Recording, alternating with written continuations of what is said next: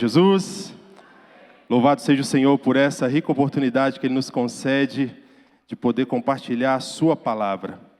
Por favor, você que tem a sua Bíblia, abra comigo, por gentileza, primeira carta de Pedro, capítulo 2. Vamos ler do versículo 11 ao versículo 17.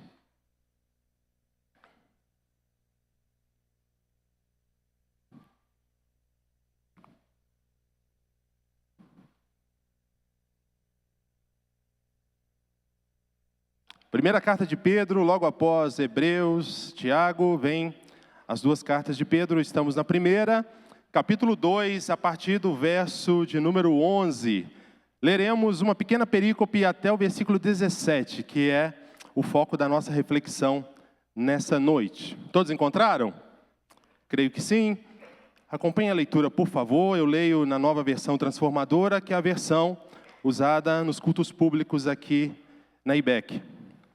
Amados, eu os advirto como peregrinos e estrangeiros que são, a manter distância dos desejos carnais que lutam contra a alma. Procurem viver de maneira exemplar entre os que não creem. Assim, mesmo que eles os acusem de praticar o mal, verão seu comportamento correto e darão glória a Deus, quando Ele julgar o mundo. Por causa do Senhor, submetam-se a todas as autoridades humanas, seja o rei como autoridade máxima, seja os oficiais nomeados e enviados por ele para castigar os que fazem o mal e honrar os que fazem o bem. É da vontade de Deus que pela prática do bem, vocês calem os ignorantes que os acusam falsamente. Pois vocês são livres e, no entanto, são escravos de Deus. Não usem sua liberdade como desculpa para fazer o mal. Tratem todos com respeito e amem seus irmãos em Cristo. Temam a Deus e respeitem o Rei. Oremos mais uma vez, suplicando ao Senhor a graça necessária para expormos a palavra dEle. Bendito Deus e eterno Pai, nós te louvamos, agradecemos ao Senhor por essa oportunidade, Pai, que temos de compartilhar a Tua palavra. Pai, reconhecemos que sem Ti nada podemos fazer. O pregador pode chegar somente aos ouvidos do Teu povo, mas o Senhor pode ir ao íntimo de cada vida que aqui está. Que o Senhor, por meio do Espírito Santo, nos ministre, nos revele toda a profundidade da Tua palavra, insondável, Pai, inerrante, que é profunda e suficiente para que nós caminhemos nesse mundo mau. Que o Teu nome seja bendito, entronizado em nosso meio, que ocupe a centralidade dessa ministração. Nós oramos em nome do Senhor Jesus. Amém. Graças a Deus. Meus irmãos, estamos na quarta ministração que temos hoje sobre a exposição da primeira carta de Pedro. Na primeira exposição, no capítulo 1, o apóstolo Pedro, ele vai encorajar os irmãos. Vocês viram isso e não vamos nos deter aqui em tantos pontos históricos, geográficos, porque nós já temos isso, inclusive está na nossa playlist, já no nosso canal no YouTube, a playlist da exposição de 1 Pedro. Mas é importante situarmos aqui para que nós criemos aqui uma linha do tempo, para que assim possamos entender do que o apóstolo Pedro está tratando. Nós temos no primeiro capítulo já os cristãos dispersos no Ponto, Galácia, Capadócia, Ásia e Bitínia. Essas 5 regiões que estão ali na Turquia, a atual Turquia hoje. Eles foram dispersos por causa de uma perseguição intensa que foi proclamada pelo imperador Nero, que governou de 54 a 68, no primeiro século. Dizem a história relata que 17 de julho de 64, Nero ateou fogo em Roma porque ele tinha um desejo megalópolo de criar a Nerópolis, não mais Roma, mas Nerópolis. Ele queria erguer um monumento, uma cidade a seu nome.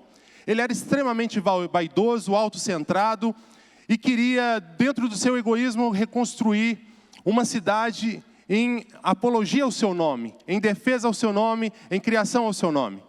Então ele promoveu, culpando os cristãos, por meio desse incêndio. Ele teve o álibi perfeito, porque na cidade de Roma, os bairros cristãos não foram atingidos, então agora esses cristãos, eles tiveram que sair em retirada, sendo dispersos por várias regiões. E por causa dessa intensa perseguição, esses cristãos estavam passando por um momento de abatimento intenso. E era necessário uma palavra de encorajamento para aqueles irmãos, os nossos irmãos. Por isso o apóstolo Pedro, ele redige essa carta. No capítulo 1, ele começa de uma forma maravilhosa dizendo que eles agora foram resgatados, foram comprados, não com a prata ou com o ouro perecível, mas agora eles foram comprados pelo sangue precioso de Jesus. O cordeiro morto antes da fundação do mundo, conforme diz o capítulo 1, versículo 20.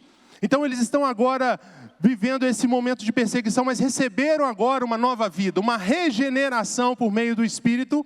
E agora no capítulo 2 eles são chamados a viver em santificação, separados para aquilo que o Senhor os designou, para as boas obras e para glorificá-lo sempre.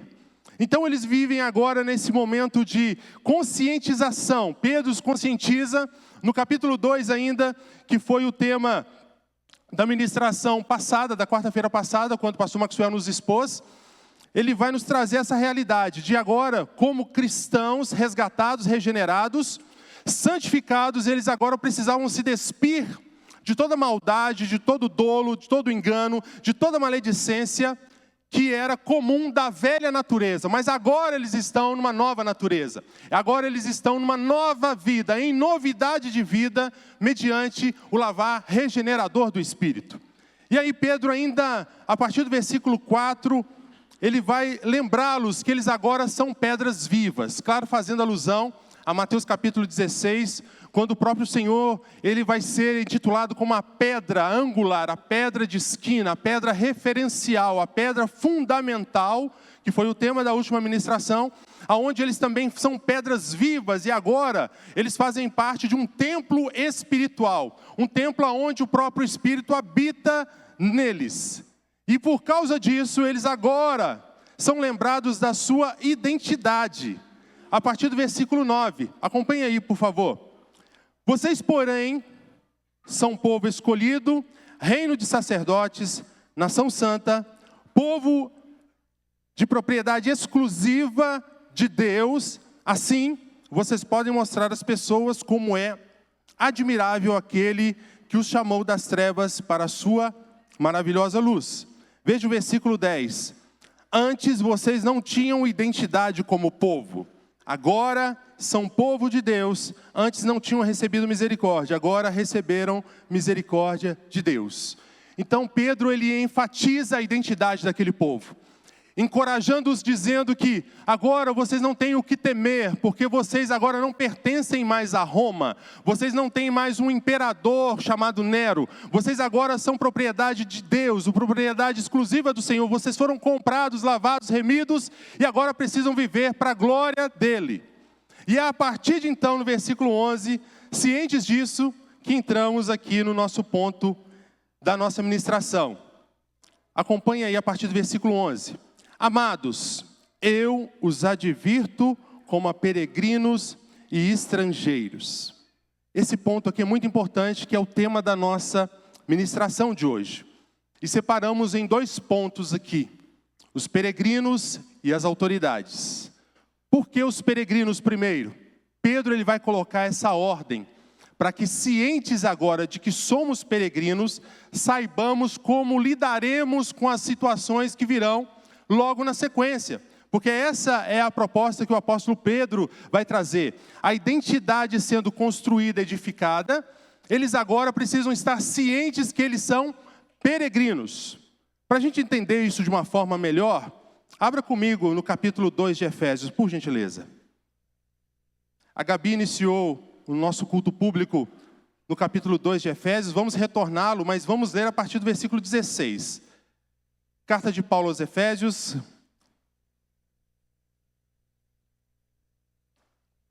capítulo 2, a partir do verso 16.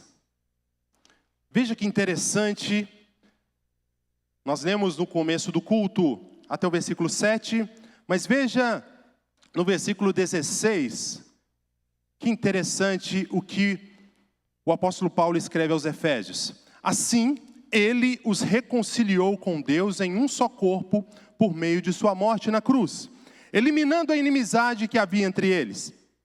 Ele trouxe essas boas novas de paz, tanto a vocês que estavam distantes dele, como aos que estavam perto. Agora, por causa do que Cristo fez, todos temos acesso ao Pai pelo mesmo Espírito. Portanto, veja o 19, vocês já não são estranhos e forasteiros, mas concidadãos do povo santo e membros da família de Deus. Juntos somos sua casa, edificados sobre os alicerces, dos apóstolos e dos profetas. E a pedra angular é o próprio Cristo Jesus. Nele fomos firmemente unidos, constituindo um templo santo para o Senhor. Por meio dele vocês também estão sendo edificados como parte dessa habitação, onde Deus vive por seu Espírito. Note a harmonia da Escritura, Pedro e Paulo dialogando exatamente na mesma sintonia e dizendo que são a habitação de Deus. Mas eu quero chamar a atenção para o versículo 19. Quando nós éramos do mundo, quando nós não fomos resgatados, antes de nós sermos regenerados, nós tínhamos a estranheza, ou nós éramos estranhos à presença de Deus. Mas agora, por causa do que Cristo fez conosco, nos reconciliando de novo com Deus, nós nos tornamos agora peregrinos, estrangeiros agora do mundo, não de Deus. Como ele diz aqui no versículo 19. Agora nós somos concidadãos do povo santo e membros da família de Deus. Então note essa mudança. Nós éramos estrangeiros e peregrinos diante de Deus, mas por causa do sacrifício de Jesus, nós agora somos feitos família de Deus. Nós não somos mais estranhos e estrangeiros e forasteiros diante de Deus. Nós somos agora concidadãos e família do Senhor. Porque agora, Pedro vai lembrá-los dessa realidade, de que eles são peregrinos. Porque uma vez que eles agora foram enxertados na família de Deus, eles passam a ser estranhos e forasteiros no mundo aonde eles estão inseridos. Eles passam a ser pessoas estranhas e forasteiras no mundo. O que seria isso? O peregrino é uma parte muito interessante quando nós pensamos na raiz da palavra peregrino. Per agre, que é uma palavra latina, que significa aquele que está de viagem. As peregrinações eram muito comuns. Os próprios reis, eles entendiam a peregrinação como um momento de transitoriedade. Quer ver isso? Abra comigo, por favor, em 1 Crônicas, capítulo 29. 1 Crônicas, capítulo 29, versículo 15. O rei Davi, depois de receber as ofertas enviadas pelo próprio Deus, que moveu o coração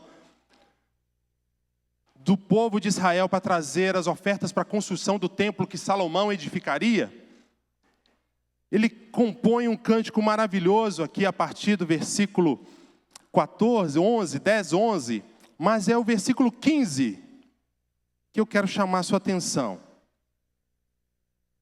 É o versículo 15. Veja o que está escrito aqui, versículo 15. Somos estrangeiros e peregrinos na terra, como nossos antepassados antes de nós. Nossos dias na terra são como uma sombra, passam rápido, sem deixar vestígios. Então essa convicção de peregrinação, aquele que está de passagem, aquele que está passando por um lugar, mas que está em destino a outro, também nos faz lembrar do clássico livro de John Bunyan, do século 17, O Peregrino. Se você não leu O Peregrino, por favor leia, que é a maior alegoria da nossa jornada cristã em direção à cidade celestial. É maravilhoso isso. Em 1678, o primeiro lançamento de John Bunyan, esse livro inclusive é considerado até hoje o livro mais vendido e mais lido depois da palavra do Senhor em todo o mundo. Porque é a nossa alegoria. É aquele que está de viagem, aquele que está de passagem. Pedro está lembrando os nossos irmãos que eles são agora de passagem. Davi disse assim: eu sou um peregrino, eu sou um estrangeiro, eu vou passar aqui. A nossa vida, ela é passageira. Eu quero salientar isso no seu coração, porque a partir de então nós precisamos entender melhor do que se trata isso. Agora, salte comigo aqui no Salmos 39, Salmo 39, versículo 12. Salmo 39, versículo 12.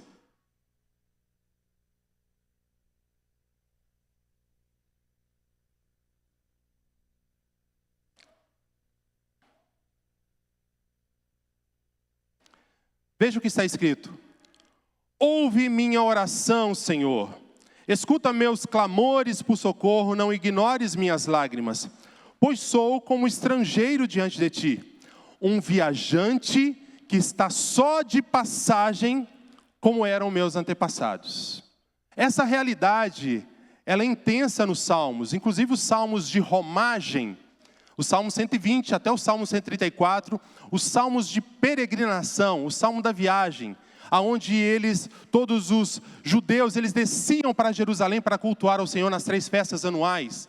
Então esse salmo de romagem, essa realidade de que eram peregrinos, que estavam de passagem pela terra, ela é muito intensa e presente nos textos bíblicos. Agora, quando nós vamos para o Novo Testamento, nós nos deparamos com uma realidade maravilhosa. Filipenses capítulo 3, versículo 20, por favor. Não quero enfatuar os irmãos com tantas referências, mas é para que você entenda a realidade da peregrinação do cristão. Capítulo 3 de Filipenses, versículo 20.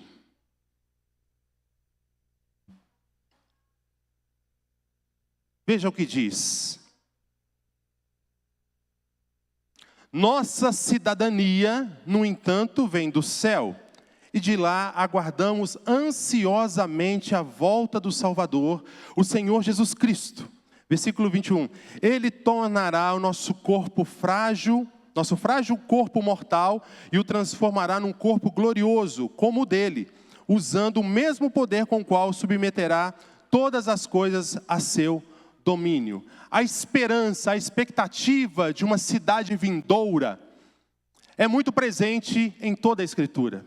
Eles ansiavam por uma vida nova, mas não neste plano terrestre. Aliás, o peregrino, ele precisa entender, o peregrino hoje, ele tem essa dupla cidadania. Ele tem a cidadania terrestre e ele tem a cidadania celestial. Enquanto ele compreende essa realidade de que está aqui de passagem e que precisa, enquanto está aqui, glorificar ao Senhor, mas lidar com todas as situações que esse mundo apresenta com suas dificuldades. E vai sempre trazer esse tipo de complicação, quando entendemos que precisamos viver nesse mundo mal, ainda que estejamos de passagem. Hebreus capítulo 13, por favor. Hebreus capítulo 13. Vamos antes ainda no 11, versículo 13. Depois nós iremos para o capítulo 13, realmente. Mas a galeria dos heróis da fé. Hebreus 11, verso 13. Todos eles morreram na fé, e embora não tenham recebido todas as coisas que lhes foram prometidas, as avistaram de longe e de bom grado as aceitaram. Reconheceram que eram estrangeiros e peregrinos neste mundo. A galeria dos heróis da fé, todos eles passaram por esse momento, morreram e não viram a promessa. É interessante que no ano de 2010, surgiu uma canção que fez muito sucesso em nosso meio gospel cristão, dizendo assim: não morrerei enquanto a promessa não se cumprir. Quem tem promessa de Deus não morre. Eu tenho promessa de Deus. Uma canção que ficou muito famosa e ela não tinha essa sintonia bíblica de acordar com o que as Escrituras dizem. Porque quem tem promessa morreu aqui. Quando nós vimos isso, todos eles avistaram a promessa de longe. Mas antes de avistar a promessa de longe, eles confessaram que eram peregrinos e estrangeiros na terra. Essa precisa ser a nossa confissão nesses dias, meus irmãos. em momentos de tantas aflições, em momentos de tanta perplexidade diante do cenário mundial, enquanto vimos os poderes sendo conturbados, e falaremos sobre isso logo em seguida, precisamos entender que esse mundo em breve será visitado pelo nosso Senhor, o qual restaurará todas as coisas e submeterá todos os governos sobre o seu domínio eterno, justo e de equidade. Essa é a nossa esperança como peregrinos. E aí no versículo 11, aí eu volto para o texto, versículo 11 ele diz assim: eu vos advirto, meus irmãos, como peregrinos e estrangeiros que são, a manter distâncias dos desejos carnais que lutam contra a alma. O que aqui ele está dizendo? A ideia é que, como eles sendo estranhos ao meio, eles estão inseridos no meio, mas eles agora não podem ter apetites para aquilo, afeições para as coisas carnais. É como nós vivemos esse momento que já passou, onde é pregado uma liberdade exacerbada e uma liberdade de sentimentos, de emoções, de compulsões. E nessa liberdade você não se sente atraído. Nós antes nos abstemos, isso nos causa repulsa, porque isso não faz parte da ética do reino. Porque agora nós temos uma ética do reino que nos governa, que nos orienta, que nos norteia, e agora nós não temos mais prazer nessas coisas. E aí ele continua, versículo 12: procurem viver de maneira exemplar entre os que não creem, entre os descrentes. Meus irmãos, como isso é importante nesse tempo que vivemos. Porque hoje o nosso testemunho, ele tem uma voz muito mais audível que nossas palavras. Aliás, se elas não estiverem em sintonia, em convergência, elas não têm o menor efeito em quem nos ouve. Não tem o menor efeito. Porque quando nós vivemos hoje de uma maneira exemplar, e nós, como peregrinos, vivendo a ética do reino, vivendo os valores, a lei do reino do Senhor, neste mundo, nós causamos estranheza, é o que nós vamos ver adiante. Mas nós precisamos, dentro do que nos cabe, buscar a vida de santificação, que é uma habilidade que o Espírito Santo nos concede também, e é nossa responsabilidade também nos santificarmos. É uma obra do Espírito, mas nós temos a nossa participação em nos abstermos das coisas que muito nos seduzem ou tentam a nossa carne. Nós fomos livres do pecado, mas nós sofremos os seus efeitos. Então a todo momento nós somos cirandados, nós somos circundados pelo nosso adversário, buscando potencializar a nossa carnalidade. Por isso que Paulo vai dizer: fazei morrer a vossa natureza carnal. E aí ele continua, porque por causa disso, assim mesmo que eles, mesmo que eles os acusem de praticar o mal, verão seu comportamento correto e darão glória a Deus quando julgar o mundo. Colossenses, nós vamos falar sobre isso, mas Filipenses 1, versículo 27, Paulo nos estimula a viver de modo digno do evangelho que nós fomos chamados. Viver de modo digno do evangelho. É um grande desafio para cada um de nós, em meio a escândalos, em meio a tantas atrocidades que vemos, em meio a posicionamentos, em meio a todo um mundo, a milhares de vozes, centenas de vozes, por meio de redes sociais, por meio de pessoas próximas, nos seduzindo, influenciando, nós precisamos ter uns olhos fitos no Senhor, em meio a toda essa sujidade. E ele vai dizer ainda, porque é o fato que quando nós temos as evidências da regeneração, as obras elas aparecem. Uma das evidências principais da nossa regeneração são as obras. Não é o que fazemos. Basicamente, não é o que falamos, é o que fazemos, propriamente dito. É isso que realmente vai testificar e testemunhar daquilo que nós fomos transformados. As evidências externas é fruto daquilo que aconteceu dentro de nós, a regeneração interna. Então os nossos frutos, eles demonstrarão aquilo que nós já somos, aquilo que nós já fomos transformados e agora vivemos agora de uma forma diferente da antiga natureza. E quando isso é uma realidade na nossa vida, nós passamos a ressignificar a nossa existência. Vivemos agora distantes daquilo que pode nos fazer pecar. Vivemos agora uma vida diferente daquela que vivíamos anteriormente. Nos apartamos de coisas que evidentemente nos seduziam. E isso precisa ser a vida do peregrino, que está de passagem. Os dois versículos 11 e 12 fazem uma transição para o versículo 13, aonde Pedro ele vai demandar um esforço maior de nos informar sobre essa sujeição, sobre a submissão às autoridades, que é um ponto muito importante que precisamos nos deter aqui por um pouco de tempo. Antes de entrarmos aqui no texto bíblico, é importante entender que a autoridade, biblicamente, toda autoridade emana de Deus. Isso precisa ser muito bem salientado no nosso coração, meus irmãos. Porque a nossa Constituição, artigo 1º, parágrafo único, diz que todo poder emana do povo e este o exerce por meio de seus representantes legais, por ordem constituída nesta Constituição. Então, pela nossa Constituição, todo o poder emana do povo. Daí vem a palavra democracia, uma palavrinha grega formada de duas palavras, que é demo, povo, kratos, cracia, que é governo. Então, nós temos esse entendimento que o governo emana do povo e na sua esfera terrestre. Mas todo o governo tem origem em Deus. A autoridade vem de Deus. Vamos ver isso a partir Evangelho de João, capítulo 3, por favor. Isso é muito importante, porque agora nós entraremos numa seara.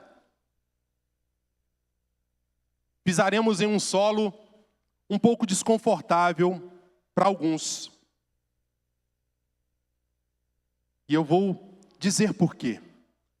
João 3, versículo 27 diz assim: João respondeu: ninguém pode receber coisa alguma a menos que lhe seja concedida do céu. Agora, pule comigo aqui no capítulo 19, do mesmo Evangelho de João, o próprio Senhor Jesus, num diálogo com Pilatos, um governador, uma autoridade. Capítulo 19 de João, os versículos do 9 ao 11, por favor.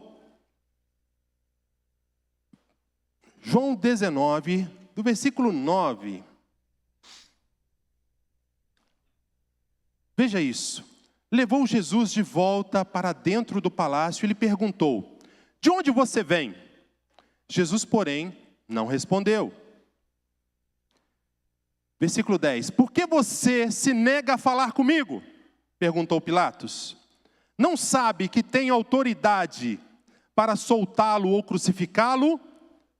Versículo 11. Jesus disse: você não teria autoridade alguma sobre mim se esta não lhe fosse dada de cima. Portanto, aquele que me entregou a você tem um pecado maior. Então, toda autoridade emana do nosso Deus. Nós vimos isso aqui por meio das palavras do Senhor. Agora, quero te convidar, abra comigo no livro de Daniel, capítulo 2. Eu estou fundamentando aqui a argumentação que eu vou iniciar em instantes, para que você compreenda que toda autoridade, ela emana de Deus e deve ser respeitada. A partir do versículo 20, o contexto desse texto, depois leia em casa o capítulo 2 inteiro, depois leia o capítulo 4, que nós recortaremos aqui alguns textos ainda. Mas é interessante, a partir do versículo 20, quando o Senhor entrega a um homem ímpio, Nabucodonosor, todo o curso da história, todos os reinos que sucederão após ele. Daniel, depois que recebe o discernimento daquele sonho ou daquela visão, a estátua de ouro, com a cabeça de ouro, os troncos e braços de prata, os membros, o abdômen de bronze, as pernas e os pés de prata e de ferro. Nós temos essa realidade aqui quando Daniel louva. Olha o que ele vai dizer na sua doxologia, no seu louvor. Louvado seja o nome de Deus para todo sempre, pois a Ele pertencem a sabedoria e o poder. Veja o versículo 21. Ele muda o curso dos acontecimentos, remove reis de seus tronos e põe outros no lugar, dá sabedoria aos sábios e o conhecimento aos eruditos, revela coisas profundas e misteriosas e sabe o que está escondido nas trevas, embora ele seja cercado de luz. O livro de Daniel é considerado o Apocalipse do Antigo Testamento, tanto pelas figuras a partir do capítulo 7, mas ainda quando nós temos essa revelação muito clara, porque o Apocalipse é essa revelação dos reinos sendo descobertos ali diante de Daniel e diante de Nabucodonosor, é muito claro entender que todo o poder emana de Deus. Eu insisto com isso. No capítulo 4, agora salte umas páginas aqui, veremos só mais alguns versículos e eu já entro aqui no nosso ponto importantíssimo. Capítulo 4, veja o versículo 17. Vamos ler só alguns versículos, só recortando. Depois leia também em casa, se você puder, o capítulo 4 inteiro e você entenderá do que se trata. O livro de Daniel é um tratado da autoridade e soberania de Deus sobre os reinos do mundo. Versículo 17. Por isso foi decretado pelos mensageiros, foi ordenado pelos seres santos, para que todos saibam que o Altíssimo domina sobre os reinos do mundo. Ele os dá a quem quer, até mesmo a pessoa mais humilde. É um tratado maravilhoso da autoridade e soberania de Deus sobre tudo e sobre todos. Versículo 25, ainda do mesmo capítulo, quando a sentença vem para Nabucodonosor, o rei será expulso do convívio humano e viverá nos campos com os animais selvagens, comerá capim como os bois e será molhado pelo orvalho do céu. Viverá desse modo por 7 períodos. Veja isso, até entender que o Altíssimo domina sobre os reinos do mundo e os dá a quem Ele quer. No dia 30 de outubro de 2022, eu preguei esse texto na igreja que eu congregava. Era uma igreja muito militante, fervorosamente, da doutrina, podemos dizer, direitista ou da situação, para não citar aqui os envolvidos. E eu preguei sobre a soberania de Deus. Meus irmãos, e no ano de 2018, até o ano de 2022, nós vimos intensamente a igreja brasileira totalmente inebriada pela sedução política. De 2018 a 2022, nós vimos candidatos assumindo púlpitos. A palavra de Deus, em sua centralidade, foi deixada na sua lateralidade, para que agora pastores, líderes pedissem votos a outros. Porque eles queriam, porque queriam, e a igreja, como um agente decisivo nas eleições, ela foi convidada a participar do pleito. E ela agora participava como tendo uma voz ativa, influenciando. E nós vimos de 2018 a 2022 uma sedução muito grande. Eu via meus irmãos cristãos que anteriormente eram tão fervorosos na pregação da palavra, mudando o seu discurso, mudando suas postagens, seus posicionamentos nas redes sociais de missionários agora a militantes políticos. E houve uma insistência muito grande e começou a existir tanto esse momento. Pois bem, nesse dia eu estava encarregado também de dar o resultado das eleições, no segundo turno das eleições. E quando eu disse que eu era responsável também por orar por nosso novo presidente.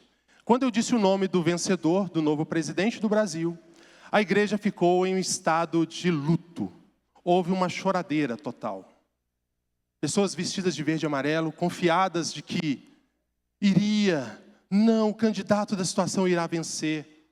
Mas eu preguei exatamente esse texto, dizendo que toda autoridade emana de Deus. E que precisa ser respeitada, porque Pedro vai dizer isso. Agora retornamos para o nosso texto. Pedro vai dizer isso de uma forma muito clara. Por causa do Senhor, por causa desse entendimento, por causa do Senhor, submetam-se a todas as autoridades humanas, seja ao rei como autoridade máxima, seja aos oficiais nomeados e enviados por ele para castigar os que fazem mal e honrar os que fazem o bem. Diante disso, houve um cenário de luto, de abatimento.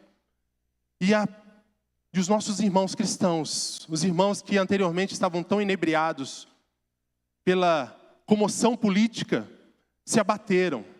Diziam que o Brasil estava entregue. Diziam que a nossa nação estaria entregue.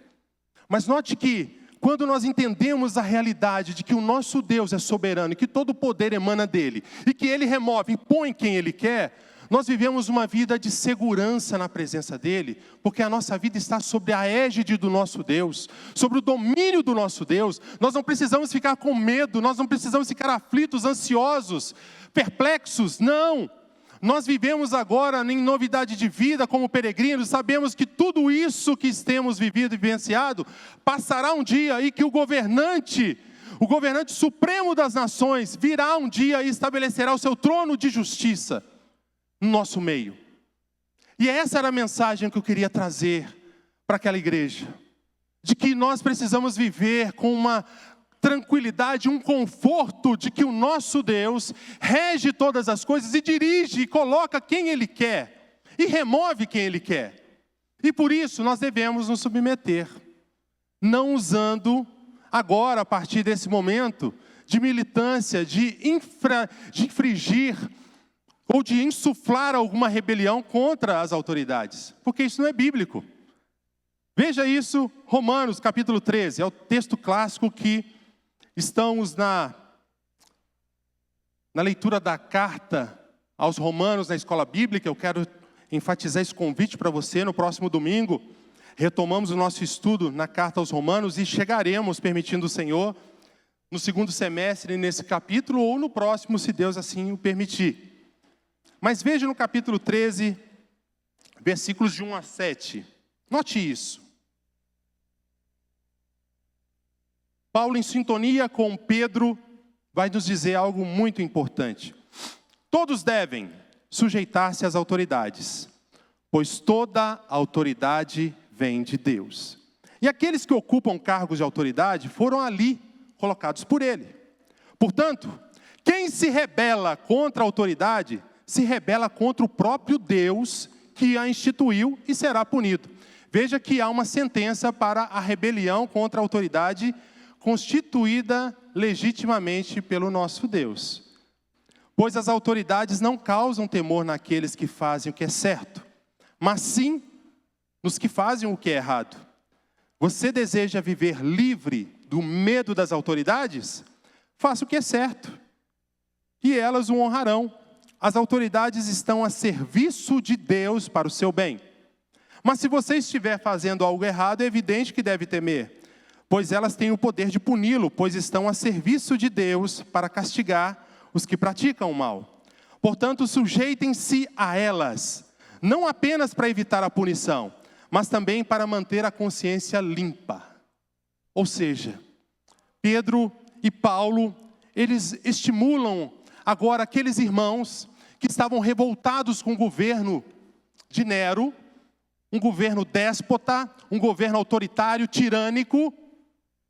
Se você ler o livro de Suetônio, Os 12 Césares, eu recomendo você leia. É a biografia dos 12 Césares que ocuparam o governo de Roma. Você vai ficar, no mínimo, enojado como eu fiquei. Nero, a biografia de Nero, é a mais pútrida possível. Vocês não fazem ideia, irmãos, o que ele fazia. Ele castrou um homem para virar mulher para ele. E é uma devassidão que nós não temos ideia. Matou a sua mãe Agripina e uma de suas esposas, a Otávia. Ele fazia de tudo, uma devassidão em pessoa. E aqueles irmãos estavam ali revoltados com esse governo. Um governo déspota, desigual, tirânico. Mas Pedro disse, olha, vocês devem se submeter. Se submetam. Impostos extorsivos, verdade. Cobravam impostos? Cobravam. Dentro do grupo dos 12 discípulos do Senhor havia Simão, o Zelote. Os zelotes eram aqueles que eram os zelosos que cuidavam. Era uma seita ou um partido que liderava uma rebelião contra Roma. Eles acreditavam que o Messias viria como o Messias guerreiro, que lideraria o povo judeu contra uma revolta contra o Império Romano. Então os zelotes, Simão Zelote, ele era considerado um guerrilheiro, um ativista político militar. Ele andava armado com uma arma chamada sicar, por isso que tinha os sicários. E ele, quando ele é chamado pelo Senhor para fazer parte dos discípulos do Senhor, dos próximos do Senhor, eu creio que agora, a partir daquele momento, o Senhor pacifica o coração dele. Porque o Senhor vai falar o tempo todo sobre submissão e sobre humildade diante das autoridades. E quando nós agora nos deparamos com esse texto, é importante entender que depois que eles estão cientes, estão conscientes de que são peregrinos e que devem respeitar as autoridades, o peregrino, ele respeita as autoridades, ainda que não concorde com elas. Porque existe algumas aberturas que vão nos dar essa realidade aqui. Abra comigo no livro de Atos rapidamente, por favor. Capítulo 4. Veja como nós desrespeitamos uma autoridade se ela não está assim cumprindo a lei do nosso Deus. Este é o exemplo bíblico que nós temos quando há exceção do desrespeito à autoridade devidamente constituída. Capítulo 4, versículo 19. Veja o 18 ainda. Então os chamaram de volta e ordenaram que nunca mais falassem nem ensinassem em nome de Jesus. Eles foram proibidos, os apóstolos foram proibidos de falar no nome de Jesus. Versículo 19. Pedro e João, porém, responderam: os senhores acreditam que Deus quer que obedeçamos a vocês e não a Ele? Não podemos deixar de falar do que vimos e ouvimos. Essa é a exceção. Quando nos for vetado o direito de falar no nome do nosso Deus, de proclamar o Evangelho, nós temos esse respaldo bíblico de agora, nós podemos dizer com todas as palavras: não, eu vou continuar pregando a palavra de Deus. Porque eu não posso deixar, como os apóstolos disseram, 4:20. Muitos do meio boêmio, às 4:20 eles picham, mas o 4:20 de Atos é dizer: não podemos deixar de falar aquilo que vimos e ouvimos. Nós não podemos deixar de falar isso. Veja, vire uma página, por favor, no capítulo 5, versículo 29. Veja isso. A mesma situação acontecendo. Os apóstolos foram presos, um anjo solta os apóstolos porque eles estavam pregando a palavra do Senhor, pregando Jesus crucificado, e eles agora são presos novamente, e agora interrogados. Veja isso, a partir do versículo 28. Nós lhes ordenamos firmemente que nunca mais ensinassem em nome desse homem, disse ele. E mesmo assim vocês encheram Jerusalém com esse seu ensino e querem nos responsabilizar pela morte dele. Pedro e os apóstolos responderam: devemos obedecer a Deus antes de qualquer autoridade humana. Essas são as duas exceções que que as Santas Escrituras nos revelam. Agora, meus irmãos, caminhando para o nosso encerramento. Veja isso, depois de cientes de que somos peregrinos, que devemos nos submeter às autoridades constituídas legitimamente pelo nosso Deus. Agora, no versículo 15, é da vontade de Deus que pela prática do bem, vocês calem os ignorantes que os acusam falsamente. Os nossos irmãos, eles eram acusados, difamados, caluniados, de que eles eram carnívoros ou canibais, porque eles comiam e bebiam o corpo de um tal Jesus. Isso era o boato que corria de uma forma muito veemente naquele tempo. E que eles eram incestuosos, porque eles casavam com irmãos e irmãs. Porque eles se consideravam da irmandade, então eles se casavam com irmãos e irmãs. Então essas calúnias chegaram a eles. Mas por causa do meio de testemunho limpo, plácido, brilhante como a luz do sol, eles calavam, silenciavam as acusações. E aí ele finaliza aqui nos dizendo algo muito interessante, o versículo 16. Pois vocês são livres, no entanto, são escravos de Deus. Não usem a sua liberdade como desculpa para fazer o mal. Gálatas 5, versículo 1. Paulo, escrevendo aos Gálatas, diz assim: para a liberdade que Cristo nos libertou, não torne mais a viver escravos do pecado. Então ele está dizendo, vocês possuem uma liberdade, conforme diz 1 Coríntios 6,12. Todas as coisas nos são lícitas, mas nem todas nos convêm. É essa a realidade da liberdade. Nós podemos escolher, nós não fazemos porque nós temos a consciência que somos templo do Espírito Santo e agora vivemos para a glória dele. Então essa liberdade, principalmente agora que eles são livres, não deveria ser usada como pretexto para fazer o mal. Por isso ele é tão enfático dizer isso. E ele termina o versículo 17 dizendo, tratem todos com respeito. Isso é muito interessante. E amem seus irmãos, 4 imperativos, e amem seus irmãos em Cristo. Temam a Deus e respeitem o rei. Pedro, no capítulo 3, versículo 15 e 16, por favor, vire uma página aí que você chegará no capítulo 3, 15 e 16. Veja como Pedro, ele nos dá uma lição de apologética. Apologética é a defesa da fé. De como nós devemos nos portar ao defender a nossa fé, ao nos posicionarmos, não conformados talvez a um governo, mas respeitando e submetendo. Mas agora no versículo 15 e 16, Pedro nos dá a diretriz de como devemos nos portar diante de uma sociedade. 15 e 16, em vez disso, consagrem a Cristo como o Senhor de sua vida. E se alguém lhes perguntar a respeito de sua esperança, estejam sempre preparados para explicá-la. Façam-no, porém, de modo amável e respeitoso. Mantenham sempre a consciência limpa. Então, se as pessoas falarem mal de vocês, ficarão envergonhadas ao ver como vocês vivem corretamente em Cristo. O viver do peregrino é essa ética do reino. Ele vive entre 2 mundos. Ele está presente na cidadania terrena, mas agora ele vive a cidadania celestial de uma forma não plena aqui, até que o nosso corpo seja glorificado.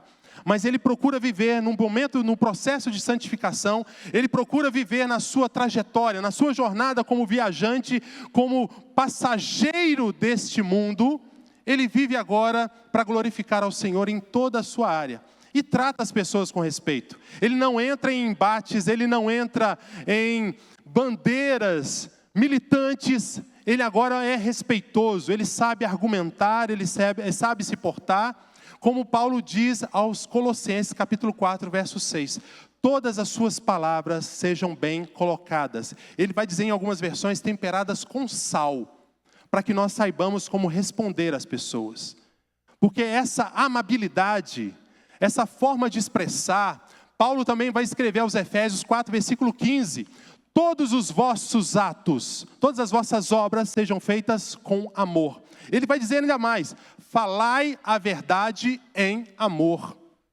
E é difícil falar isso, porque infelizmente em nome da verdade nós somos agressivos, nós somos ríspidos, nós somos vulgares muitas vezes, em nome da verdade. Mas o peregrino agora ele precisa entender que ele precisa usar os meios de graça que o Senhor nos concede. E a sua palavra é suficiente para nos dirigir em nome de Jesus. Feche seus olhos, por favor, meus irmãos, eu quero orar por você. Bendito Deus e eterno Pai, graças te damos, Senhor, por tua palavra. A tua palavra verdadeiramente é luz para o nosso caminho. O caminho do peregrino, o caminho do viajante, que está nessa terra estranha a nós, que nos causa perplexidade, assim como o peregrino saiu da cidade da destruição em direção à cidade celestial, e ele passou por tantos momentos, o pântano, que realmente é onde muitas vezes achamos que estamos, mas o Senhor lava as nossas vestes, nos coloca de novo neste mundo, para testemunhar da tua fé, testemunhar do teu evangelho, das boas novas de salvação, mas também do juízo vindouro. Pai, nos ajuda a falar a verdade em amor. Que sejamos, Pai, instrumentos eficazes na proclamação do Teu reino. Que sejamos, Pai, homens e mulheres dos quais o mundo não é digno, como diz o autor de Hebreus no capítulo 11. Nos ajude, Senhor, a nos conformarmos à Tua presença, à Tua imagem. E que cada dia mais o Senhor receba a glória para si, ao nos conformar à imagem de Teu Filho. Nós oramos em nome do Senhor Jesus. Amém. Graças a Deus. Meus irmãos, obrigado pela paciência e pela pelo privilégio de compartilhar a palavra do Senhor.